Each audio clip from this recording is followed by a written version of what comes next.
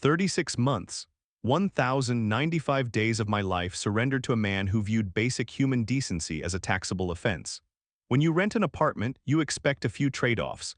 Maybe the floorboards groan, or the water pressure leaves something to be desired. But you don't expect to subsidize the lifestyle of a parasitic slumlord who treats your existence as a personal piggy bank. It started with petty thefts and escalated into a masterclass in psychological warfare.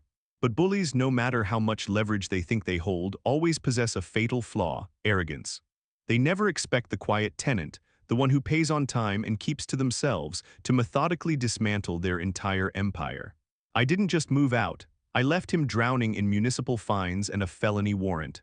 The decay of the triplex on Oakhaven Street wasn't just aesthetic, it was structural, much like the morals of its owner, Vargus.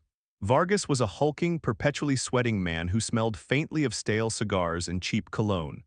He drove a pristine, aggressively leased luxury sedan, a glaring contradiction to the rotting wood and peeling lead paint of the property he managed.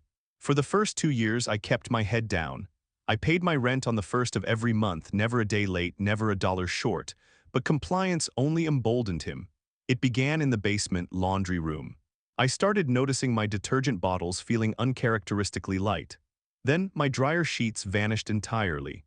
One Tuesday evening, I walked down the concrete steps to find Vargus unabashedly loading his own laundry into the machine, using my premium detergent.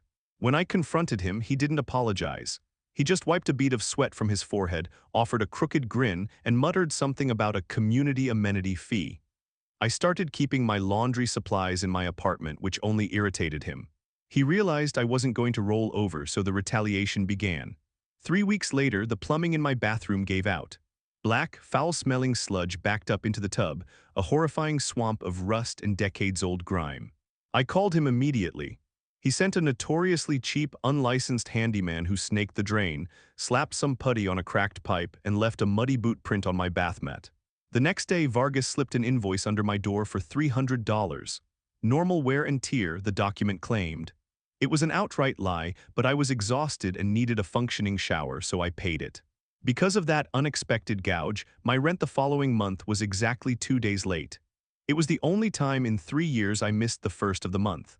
Vargus treated it like a federal crime, leaving a barrage of aggressive voicemails threatening eviction. The friction escalated over a parking spot. The lease clearly stated that the spot directly behind the stairs belonged to my unit.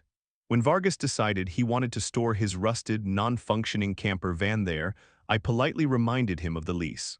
He responded with a formal letter demanding I park on the street. I didn't argue. I just forwarded the lease and his letter to a lawyer friend who drafted a swift, legally binding cease and desist. The camper vanished, but Vargas's bruised ego demanded blood. On my next rent statement, a mysterious $150 grounds maintenance fee appeared. I refused to pay it, citing the lease again. Living under Vargas's rule meant living in a constant state of hypervigilance. The apartment itself was a hazard zone. The ceiling paint in the living room flaked off in large, chalky sheets, landing on my furniture like toxic snow. The gas heater in the hallway hissed a faint, terrifying tune during the winter months, emitting an odor that gave me chronic headaches. I later discovered it hadn't been inspected in over a decade and was wildly out of code. And then there was the back porch. It was a suspended wooden platform that swayed sickeningly whenever the wind blew off the coast. When Vargus finally decided to replace it, he didn't hire a contractor. He and a friend spent a weekend haphazardly drilling untreated lumber into the rotting brickwork. No permits, no safety checks, just a couple of guys with power tools and a disregard for gravity. The breaking point arrived in the mail on a dreary Tuesday. A notice of rent increase. $500 a month. No justification, no property improvements, just pure unadulterated greed. He wanted to price me out, assuming I'd quietly pack my boxes and leave the unit open for his next victim. He was right about one thing: I was leaving, but I was not going quietly. 4 days before my scheduled move-out, I picked up the phone and called the city's Building and Safety Department. I requested an emergency inspection. I didn't just complain, I provided a heavily documented dossier. I detailed the illegal plumbing, the hissing gas heater, the toxic flaking paint, and the crowning jewel, the unpermitted, structurally unsound back porch. The very next morning, a city inspector named Thaddeus arrived. Thaddeus was a meticulous man with wire-rimmed glasses, a heavy clipboard, and zero tolerance for slumlords. I let him in, poured him a cup of coffee, and walked him through the nightmare. I watched in deep satisfaction as Thaddeus pulled out a digital measuring tape, his brow furrowing deeper with every room we entered. He ran a gloved finger over the illegal gas line, shaking his head. He stepped onto the newly built porch, felt it shift under his weight, and immediately stepped back inside, clicking his pen with terrifying authority. "This is a disaster," Thaddeus muttered, scribbling furiously on his carbon copy forms. "The porch alone is a severe code violation. He didn't pull a single permit for this." I leaned against the doorframe, keeping my expression neutral. "What happens now?" Thaddeus looked up, adjusting his glasses. "I issue a citation. Given the severity, especially the gas and structural hazards, each violation carries a $500 daily fine until it's brought up to code by a licensed professional. $500 a day, per violation." There were at least 6 glaring infractions on Thaddeus's clipboard. Vargus was looking at a daily hemorrhage of thousands of dollars, completely halting any chance of him renting the unit to a new tenant until the repairs were made.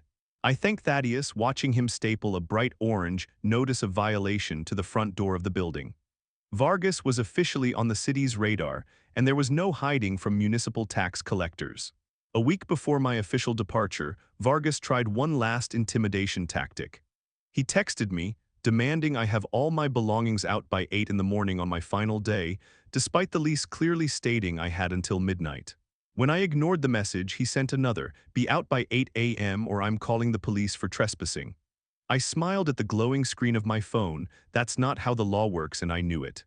Instead of arguing, I woke up early on my final day and drove straight to the local precinct. I walked up to the front desk and asked to speak to a supervisor. A stern-faced veteran named Officer Braddock came to the counter. I calmly explained the situation, provided my lease, and showed him the threatening texts. I told him I was in the process of moving, but feared my landlord was going to cause a physical altercation. "You have until midnight," Braddock confirmed, handing my lease back.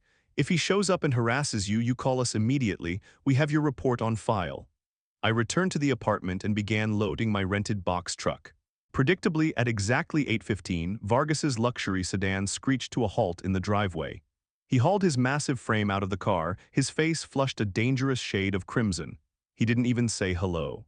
He marched up to the truck and started screaming, spittle flying from his lips, demanding I drop my boxes and get off his property. I didn't raise my voice. I didn't flinch. I simply pulled out my phone and dialed the non-emergency number, requesting Officer Braddock by name. Vargas laughed, a harsh, grating sound, assuming I was bluffing. 10 minutes later, a black-and-white cruiser pulled up. Vargas's smirk vanished. The officers stepped out, hands resting casually on their belts. Vargas immediately launched into a frantic, disjointed rant about his property rights, pointing a thick finger at me. The officers weren't having it.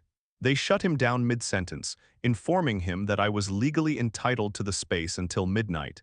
And if he continued to interfere with my move, he would be the one leaving in handcuffs for harassment. Vargas stood there, chest heaving, his face pale as the officers stood by while I loaded the last of my heavy furniture. Defeated, he retreated to his sedan, glaring at me through the windshield. By noon, I had one final trip to make to my storage unit across town. The apartment was mostly empty, save for a few cleaning supplies and a broom. I locked the front door, got into the truck, and drove off, feeling the immense weight of the past 3 years finally lifting from my shoulders. I was gone for exactly 45 minutes. When I returned to do a final sweep and leave the keys on the counter, I walked up the steps and stopped cold. The front door was shut, but something was wrong. Running along the edge of the doorframe were 6 massive, heavy-duty iron nails, driven deep through the wood, securing the door shut. The surrounding wood was splintered and cracked from the sheer force of the hammer blows. I stared at the mangled doorframe, my mind racing. I was still legally the tenant. I still had property inside. Vargas had waited for me to leave, broken into my unit, likely using his master key, and then literally nailed my door shut from the outside. I didn't panic. I felt a cold, sharp wave of absolute clarity. I pulled out my phone and called the precinct once more. When the same officers arrived, they took one look at the splintered doorframe and the heavy iron nails, and their casual demeanor evaporated. Breaking into a tenant's apartment without notice is a serious violation. Securing a door shut to prevent entry is an entirely different level of illegal. I informed them that I wanted to press charges for breaking and entering, and I requested Officer Braddock to the scene. "He's crossed a line," one of the officers said, shaking his head as he took photos of the damage. "This isn't a civil dispute anymore. This is a felony."